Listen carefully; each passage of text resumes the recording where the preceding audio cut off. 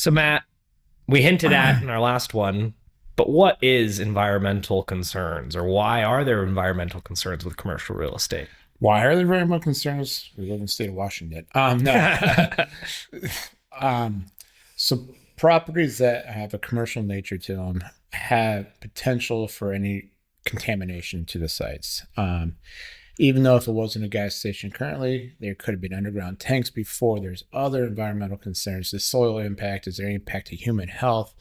So there's a lot that environmental concerns come up in that, because usually they're already cleaned out on a property. When it comes to residential, you don't have those concerns because when they do the master plan there and do all that, it's already taken care of. So you have that problem removed.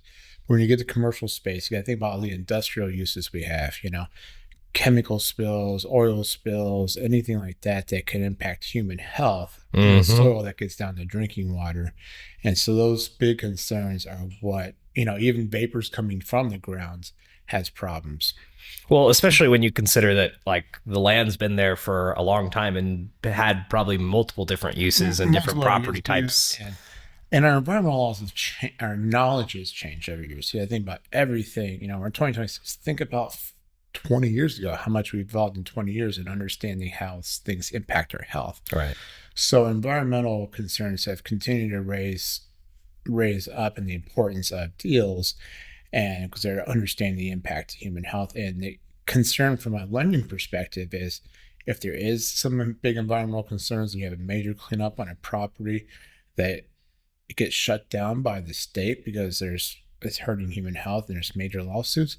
This lender is the one that's got most of the money into the deal. So they're at great risk. So they're trying to mitigate their risk and understand their risk by getting environmental reports completed. There's different layers in environmental reports, which we'll get into today, but that helps them understand if there is any environmental risk associated with those properties. So I'm trying to buy a property. It's a gas station. What Oh, would be you the went to the first worst. You thing? went to the What worst would be the one. first thing that I should have done before I even put my offer in? I would ask any environmental reports that they already had on the property.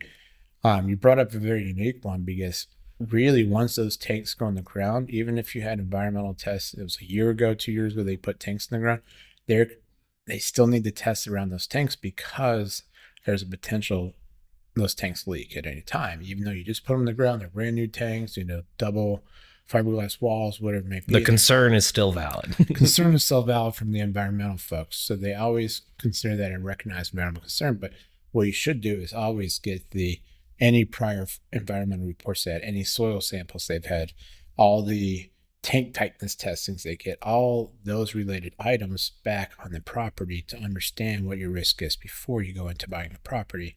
But step back off the gas stations, which is. I know that's the big one, but But if you go to just an industrial warehouse, getting a phase one, did you have a clean phase one when the seller bought it years ago? Did you have something that says there was no risk around there? Because it's not always just that property. Could be a property across the street that, based on water flow, based on the soil, everything, the trajectory of the land, there could be yeah. that offsite property could cause problems to your property. I'm actually dealing with one right now in Oregon that's got that, where the property itself is fine. When we did the phase one, it was an offsite property that had contamination, and they want to make sure this property doesn't have contamination, that it didn't seep over and leak over to this property. So it actually prevents the buyer. So if they get down the road, because there is a gas station, but there was no problems with the gas station itself. It's just another part of the property from off-site property, that if there were to be environmental concerns down the road, Mm-hmm. and you have to call in your insurance policy to help pay for any concerns, if you do this up front when you're buying it and say there is no concerns, or there is concerns, but you can determine it's coming from the offsite property, it's not your property, it helps protect you in future instances on that. So getting a lot of these environmentals is protecting against this favorite world people love is lawsuits, right? Yep. Oh, I worked at that property for 5 years and I started getting sick from drinking the water. And then you got a class action suit from all the people that have worked there, drank the water. Yeah. People that live, or just vapors coming up and it impacted their human health.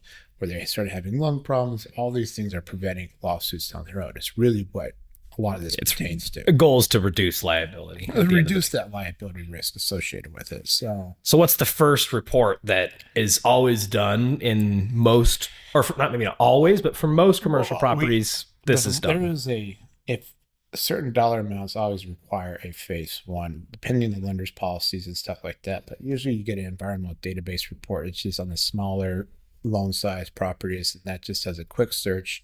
There's no concerns ever on that. It's not an official phase one. Right. Then you go to a phase one. A phase one is where environmental firm, they do come out and take pictures, but most of their work is done on researching that property, the history of the property, and then the surrounding adjacent properties to see if there's anything in that area that could impact the property you have today. There is no testing. They're not doing any drilling at that point. They're doing more of a very detailed research report on this and understanding if there is any associated risk that they would then need to do further sampling on. Yeah. So their pictures they're taking aren't necessarily to test anything. They're there to maybe capture, oh, there's like an empty gas tank that's just like over there. I've had a visible spill or. Yes, those things come back to make sure the property does look as clean as the database records report show on that. So phase one is they're getting a little bit more expensive like everything else in this world, but they run about $3,000 today. They take about 3 weeks to complete. Some of that is dependent on them getting their data back from the different environmental agencies that they pull that information from. So if they don't get the records in time, then sometimes those phase ones can be delayed, but typically they're usually around 3-week turn time. That's number one. In that report is very key. It's their 700-page report. It's got a lot of historical information on those properties in there, all the database from Department of Ecology, whatever it is, inside of that report. So never read one all the way. There's nobody to ever do that. But you're reading through, understanding, it's like usually 8 to 10 different sections, but you really want to go straight to the conclusions and recommendations section. That gives you the nuts and bolts of it. In there, it talks about, okay, is there any recognized environmental concerns? We call them RECs. So is there anything that could be a concern based on what was the prior use of the property? Was there off-site property that had an issue that we need to actually recommend doing a phase two, which is soil sampling typically? Or do we need to do vapor testing because it could have radon or something that's coming up out of the strap into people's their lungs? So, the phase two scope is based on usually the recommendations that is inside of the phase one. So you kind of have there is a requirement. The ultimate goal is to get a phase one that comes back clean. You don't have to do a phase two. Yeah, so you kind of have two options. It comes back clean, you don't have to do anything, or more investigation is needed. We've worked on some where you come back and I go, guys, I get it, but why are we doing the sampling if you're saying there's no problem, we're capped, it's got pavement over it, it's got all these things.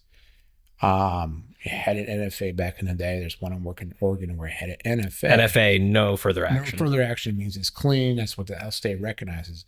But state of Oregon recognizes no further action is clean unless there's more information that comes up.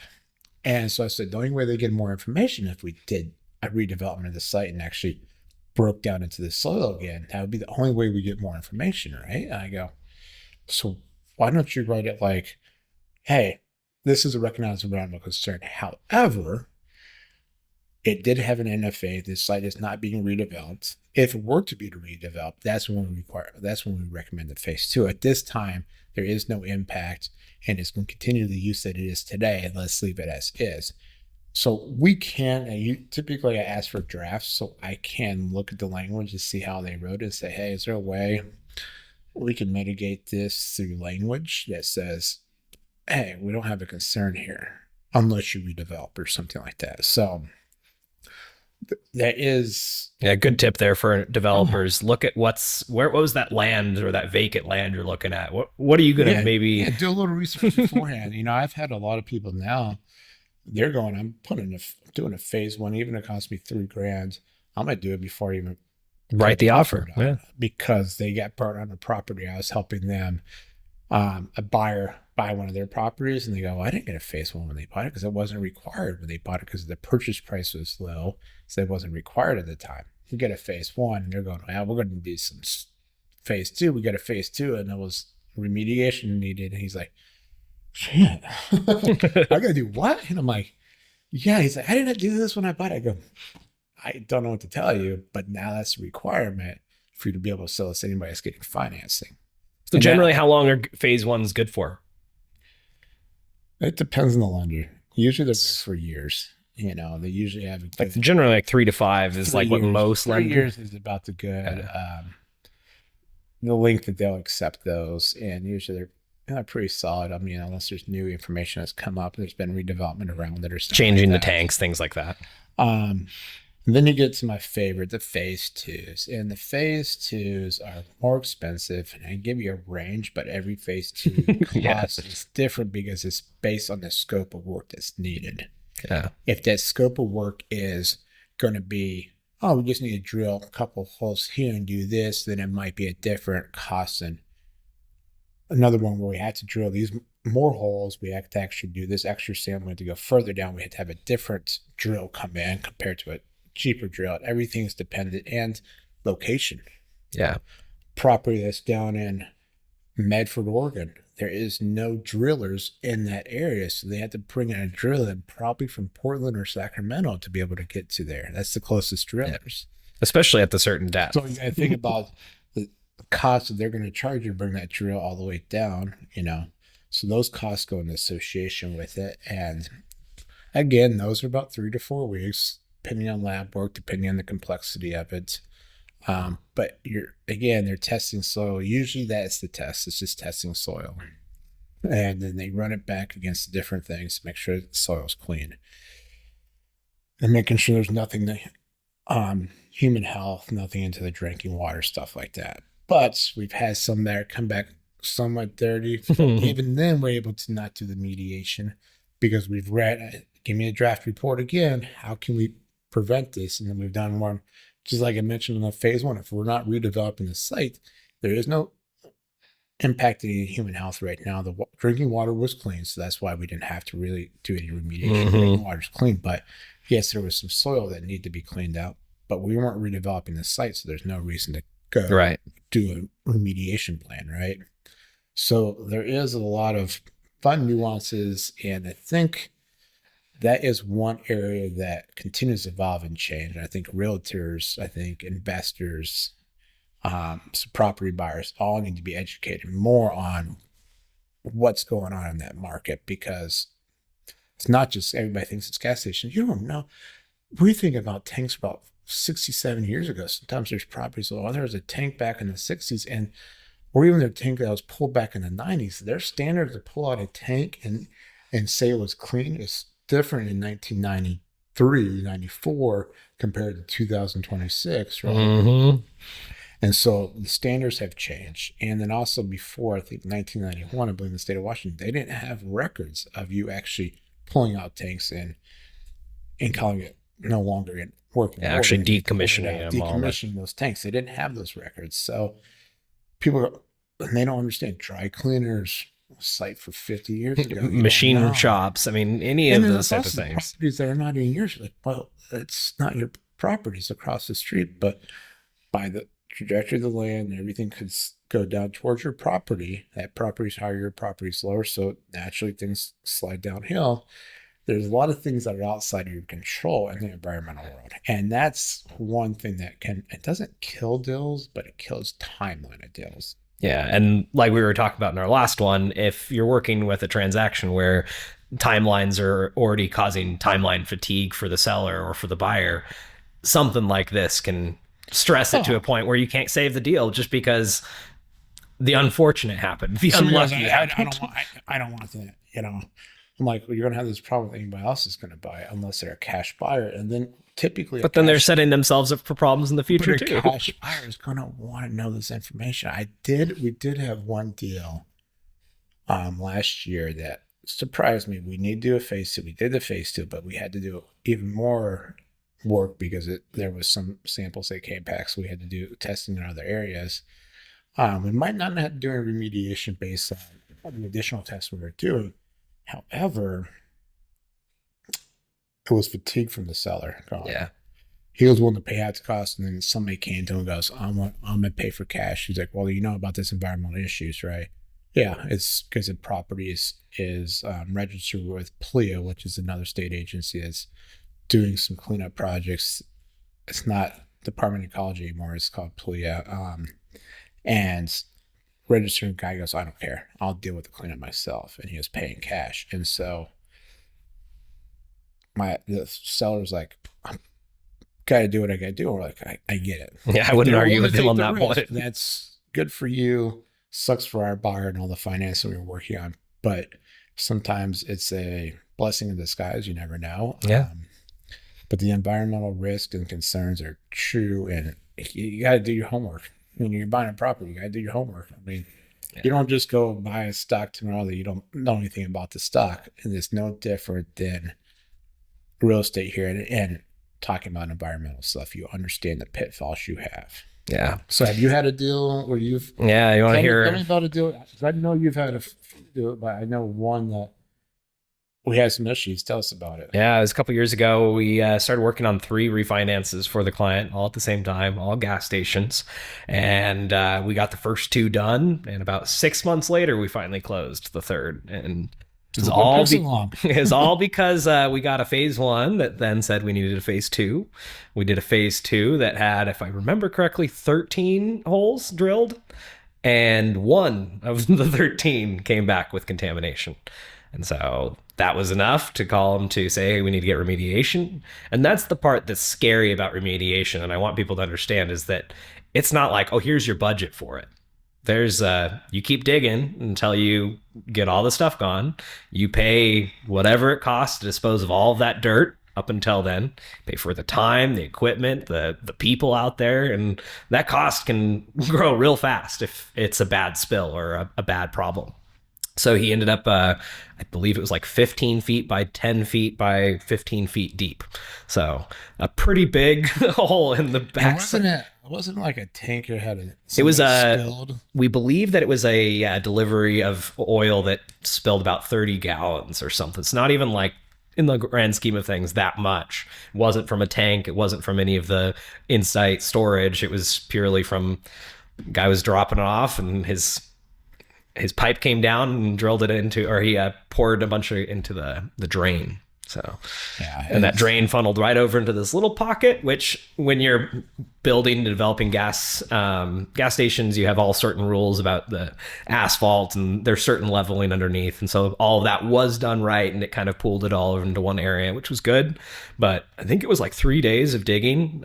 We thought we'd get it done on the first day. We got pretty deep, and we just how they test, which is what I found the most interesting, is they get this little sniffer is what they call it, but it's basically this little device that can pick up on the fumes or oil and stuff like that, and they just keep putting it next to the wall, and if it keeps coming back too high, then they just keep digging in that area, and then eventually the hope is that it reaches okay levels, and then you can be done. You know, that's one mitigation option. There's other mitigation options, which is done, we're based here in Yakima, Washington, which is heavy agricultural area, and arsenic was used back in the day a lot in all these ag lands. The way that's been overcome a lot in the valley is just capping. So if it's paved over, it's got concrete or asphalt paved over, that's usually remediates the problem. Sometimes they have to take a layer off of topsoil and then put new topsoil down and then pave and concrete over. I know property right next to our office, they had to do that. Wasn't expensive because they're redeveloping the whole property. It was part of the overall, in the grand scheme of that project, it was very minimal cost, but it's still a cost that they had to associate by getting it cleaned up. When we were doing the financing, we were able to set aside a reserve until we got the NFA letter, no further action letter back from the state of Washington, said this has been remediated through the capping and everything like that, and then removing the topsoil and replacement of that. Once that came back, the lender released those funds back to the client. We've done that a few different times where we're able to still close the loan as long as we know mitigation will be happening. And typically 12 months or less, they put a reserve back for it. The lender will require that it reserves usually 2 times whatever the budget that comes out to be in case of runovers, as you were Mhm. mentioning in your situation where they kept digging. We want to make sure there's enough funds back. So there is ways to prevent having to do the mitigation before you close a loan. It's not always the case. And it depends on the type of It contamination. depends on what you're trying to do too. If it's just a refinance, you're not on time pressure, and you're fine with doing these things, and you got close months down the road. Let's just get this done. There's other ways to go about it, but in our remediation life, the ones we've experienced, is there's other ways to get a loan closed and still remediate after. Not It's not always recommended. It depends on your circumstances, right? Hmm. So there is ways, but mitigation is many different forms of mitigation. We had a property recently that had radon testing, and radon, Ooh.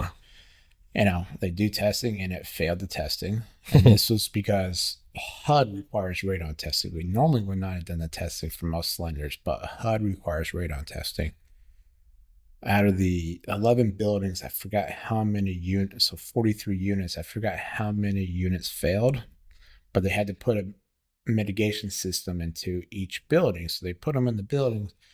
It mitigated some of the units, but not all the units. They had to go back and install more of these systems, and they're just airflow systems, getting the air flowing through the building, and which reduces the radon levels. And so they're having to reinstall in each individual unit because they just put it per building, and they're fourplexes, so they're putting it per building. It didn't quite get the mitigated all the way, so they had to go install it per unit, which is not, it was not expensive At the end of the thing. day. It's like, I think it was $1,000, not at the end of the world, but per unit. So it's not that overly expensive in the grand scheme of the project. But there is ways to mitigate it, and you're always trying to find the best way that addresses the concerns, but also the cheapest way. So you're saying that we don't always have to wait to do the remediation until after funding, or to wait to close until after the remediation is completed. So why is that? Is it Well, just because you can work your magic, Matt, or? well, I wish. I mean, yeah, magic. I'm just got a magic wand. I wave it over the lender's eyes and go, "Yeah, we'll close with that." No, it's because we understand the scope of the work. It can be completed in less than 12 months is usually the requirement. And we can put money back, set aside. The borrower can put money into an account that is held by the lender that they will require back. And then those funds, any remediation costs could be paid out of that.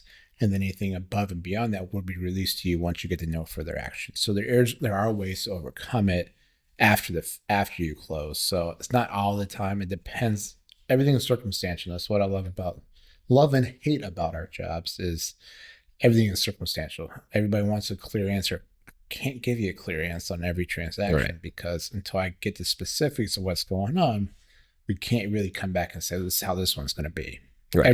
Everything's different. Every loan's different, and your borrower's different. Every lender's changing their policies all the time, and things just change. But there are ways around there. At least there's as I was mentioning, there's also ways to maybe prevent going to a phase two. Yeah.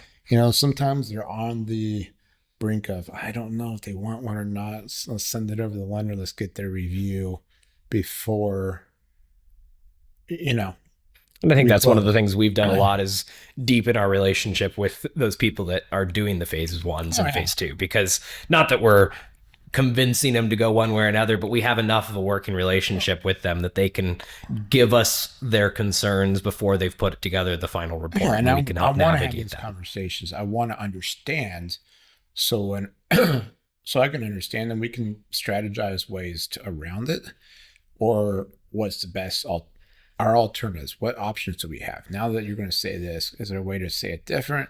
If not, how do we proceed? Can you start working on these proposals?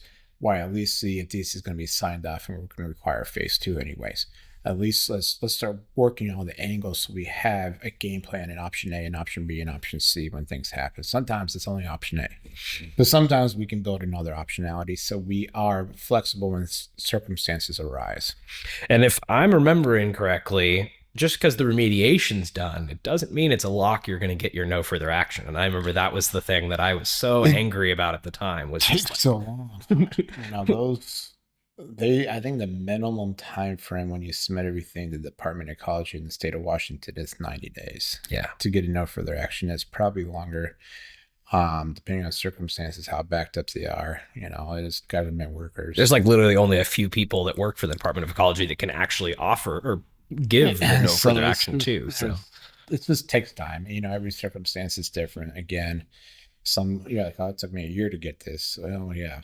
Sometimes they don't like what you did to address it. So you might have to do different remediation to address their concerns. Usually they rely on the environmental consultants in the field that are addressing it because they understand they work a lot with the Department of Ecologies in the different areas, different states. So they want to make sure that they have a working relationship. So they know, all right, this will get, nope, now they're going to come back and want to do this. So they have that information. That's why we've been building up more of a relationship with these consultants so we can, because it's a partnership. We're trying to accomplish the same goal for our client.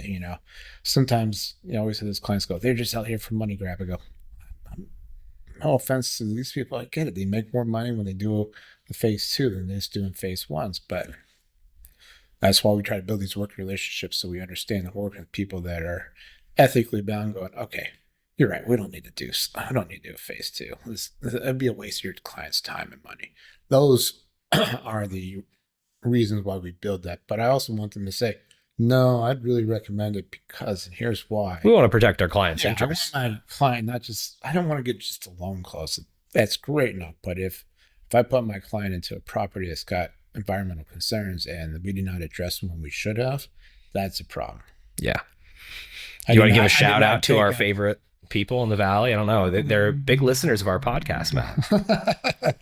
We've worked with Fulcrum here. They've done a good job. They did a really good job for us on a property down in the Lower Valley, in Wapato. They did a good job. They one came up with a good language on one that it was not impacting human health and the drinking water. So it was great to work with them. We work with Atlas Geosciences Northwest, which is out of the west side, but they handle the whole state. They handle Oregon as well too. Thank you guys. Thank you guys. It's great building those relationships with you guys. So it's just getting the more we know about this is the better we can help our clients, and they end up being your clients, and it helps you again. If we can relate this back in layman's terms to them, it helps us a lot easier. Technical jargon out there. Go, okay, just give it to me, Brownlee. What's the problem? Yeah, our goal here is to minimize this problem, and how do I understand the problem? Yeah.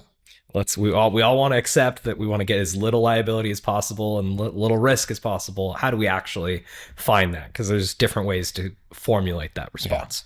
Yeah. I think to summarize our conversation about this is environmental concerns are real. You need to understand the risk going into buying a property or anything you're doing with a property. You need to understand if you're selling it, if you're buying it. You need to understand the risk that could be associated with any environmental concerns, and might not just be your property, it could be a surrounding property that could cause environmental concerns to your subject property. So I think the more you understand the risk, again, this is investment. This is you're deploying money to make a return on your money.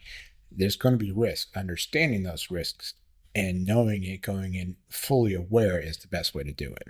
And just because gas stations are like the biggest one that you can have this risk for, it's also part of why gas stations generally make really good profits and have there's a risk associated with risk reward. They understand that they understand there's going to be risk, and we've continued to improve on gas stations and the technology in gas stations that it's not causing the same problems. They're like, oh, those tanks are there. All those tanks are great, and so and it's not just gas stations. Everybody thinks, oh, it's a gas station. Oh, it's not a gas station. Why are we concerned? What? Do you know what was on that property 25 years ago? Do you know what was here? What was it used for? Everything's been typically redeveloped from a prior use. So it's not been the same use for the last 150 years. So we need to understand what the prior uses were and understand the risk back to yourself.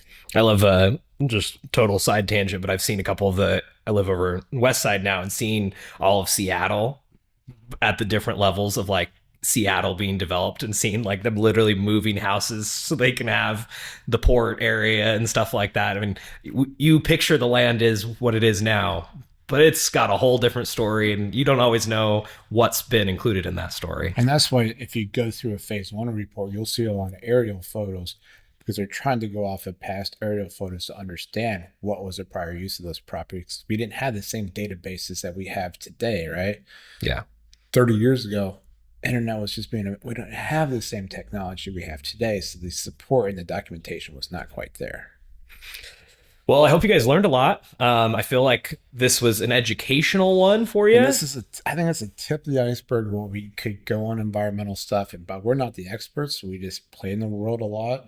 And if you want to learn more, I think reaching out to an environment consultant is always great. And for us, is if you're working with us, we'll build that good partnership. So we want you to be educated and understanding your property. But I think the more you can learn about that, if you are, having properties that could have issues, the more you can learn, the better it is. Yeah, I would say that if you leave this podcast, the one takeaway I hope you guys have is that if you're a little fear, a little fear, and if you haven't even thought about phase one and you're already like thinking about offering all that, you're probably too far in. You need to take a step back, take a look at some of those things. And it might be, oh yeah, there's no concern right away. Boom, off your plate. But what you don't want is you build your timelines expecting everything is going to go perfect, that this isn't part of that timeline. And then now you're like right off the bat, before you've ordered appraisal, before you even have approval, you have a 30-day delay just for ordering a phase one. So you want to set yourself up for success.